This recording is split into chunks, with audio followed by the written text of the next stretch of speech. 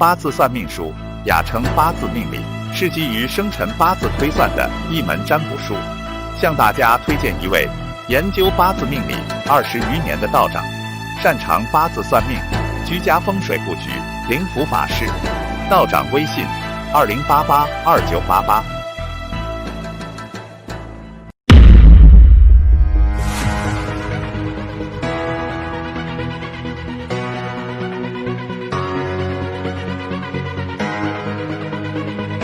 Nuclear accident in the Ukraine created fallout today in Chicago. We do know that a zone of deadly radiation is being released from the damaged plant, and the accident is far from over. Nuclear power plant accident inside the Soviet Union. Increase in radiation levels around the plant, up to 3 times natural radiation levels. They assume they got a leak.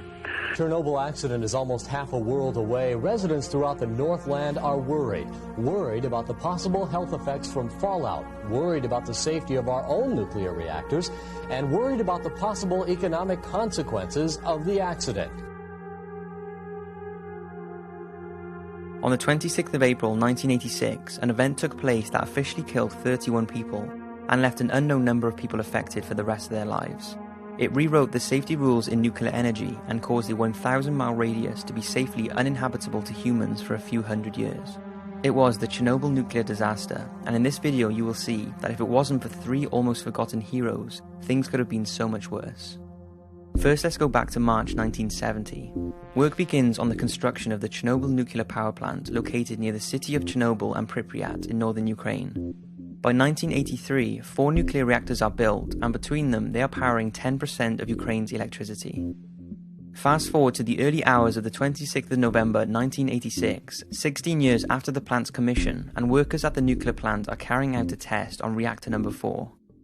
There are many inaccuracies and thoughts that the test violated several safety regulations, and this combined with the flawed design in the reactors used at Chernobyl caused a sudden power surge and an emergency shutdown was implemented.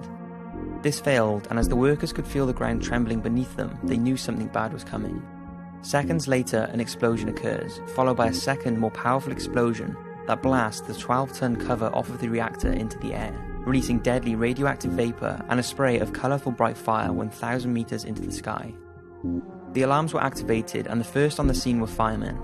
It said they had no idea what they were dealing with, but knew the risks of the radiation, and if they had followed regulations, they would have never gone near the reactor, but had no choice. They tackled the blaze without any protective gear, exposing themselves to deadly radiation, and despite their efforts, the fire could not be brought under control. 2 men died that day. The night shift main circulating pump operator, who was most likely killed immediately as his body was never discovered, and the automatic systems adjuster who was found unconscious in room 604, pinned under a fallen beam and was contaminated by radioactive water. To show how much radiation this man had been exposed to, one of the power plant workers suffered a radiation burn on his back, where this man's hand was located when he helped carry him out. There is an unconfirmed story that shortly after the explosion, many locals gathered on a railway bridge that had a good view of the nuclear plant to witness the colourful flames coming from the reactor.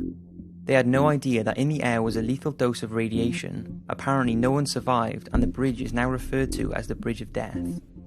Like I said, this is unconfirmed, but the bridge does exist, and if people were stood there for long enough, there is no denying they would have been exposed to deadly amounts of radiation. Tales aside, in the days that followed the explosion, the authorities were slow to react and acknowledge the dangers posed by this accident. They were in fact in denial that any radiation was leaking out, and told higher class officials who were ringing and wondering what had happened that everything was under control and that the radiation levels were maxing out on their meters, but the max out limit that these meters were capable of showing was nothing worth evacuating the area for. Of course, in reality, the level of radiation in the area was above and beyond anything their meters could read, and radiation levels were astronomically high. In the nearby town of Pripyat, the people were told that it was a fire at the power plant and that they had nothing to worry about, so life carried on as normal.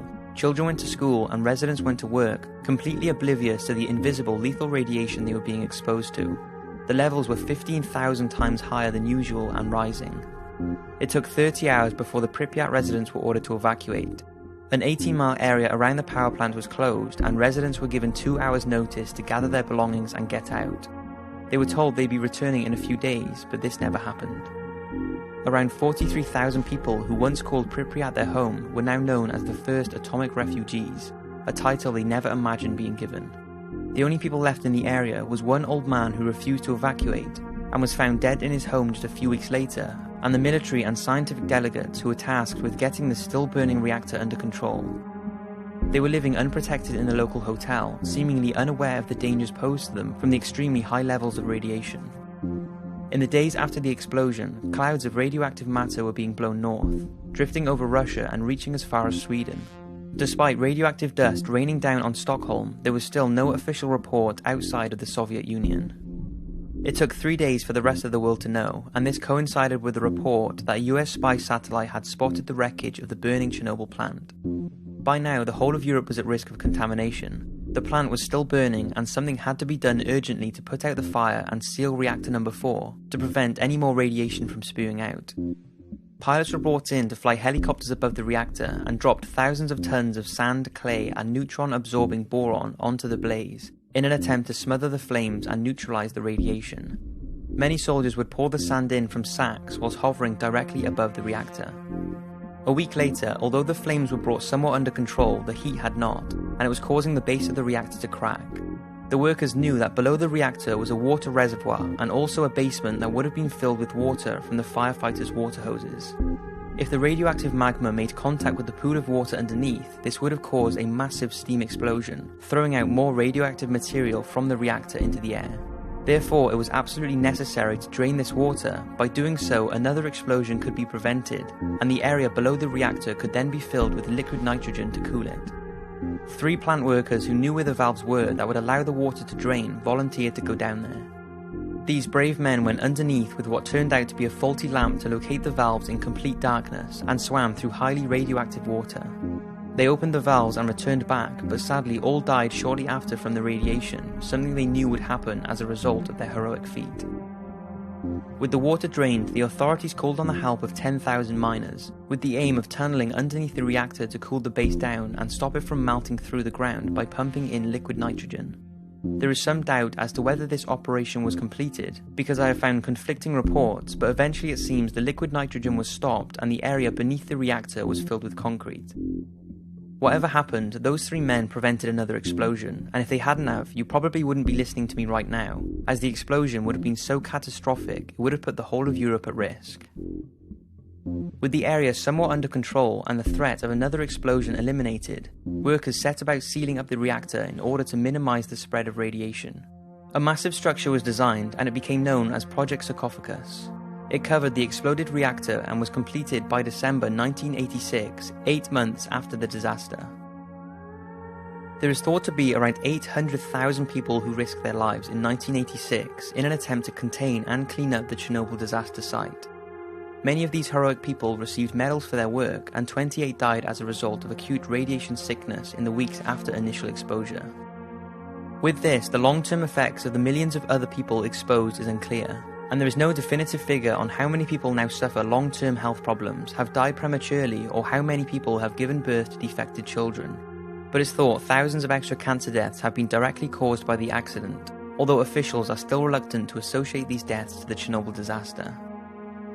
The effects of the disaster are still very real to this day. The exclusion zone covers an area of 1,000 miles around the power plant, and although many live in this area at their own risk, mainly workers, Pripyat and many other areas close to the reactor are ghost towns.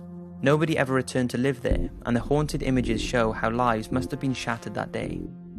One astonishing thing about the area surrounding the Chernobyl plant, though, is the abundant wildlife. Despite the area still being contaminated, many animals who were disappearing from the area around the power plant prior to the accident have thrived, and studies have shown that deer, elk, wolves and wild boar seem relatively unaffected by the contaminated land. These findings contradict original thoughts that the disaster would have a detrimental and devastating effect on the local wildlife, creating deformed alien-like radioactive creatures, but they all seem to be living happily in the environment, although some animals have had a rise in deformities and the invertebrate population has decreased, but nowhere near like experts had predicted. The Chernobyl disaster initially took the lives of 2 workers, followed by 29 people later from radiation-related deaths and 4 men from a helicopter that crashed trying to contain the fire at the plant. In total, the Chernobyl accident cost the Soviet Union the equivalent of £200 billion and drove millions from their homes, making it the biggest nuclear disaster in history, and we can all only hope that it will stay that way forever. I never really knew the full extent of this disaster before heavily researching it, and I've realised how devastating it must have been for those involved. I hope I have shone some light on the build-up, the event and the aftermath, and also those 3 men who prevented something much, much worse from taking place. I hope you've enjoyed this video, thanks for watching, and I'll see you again in the next one.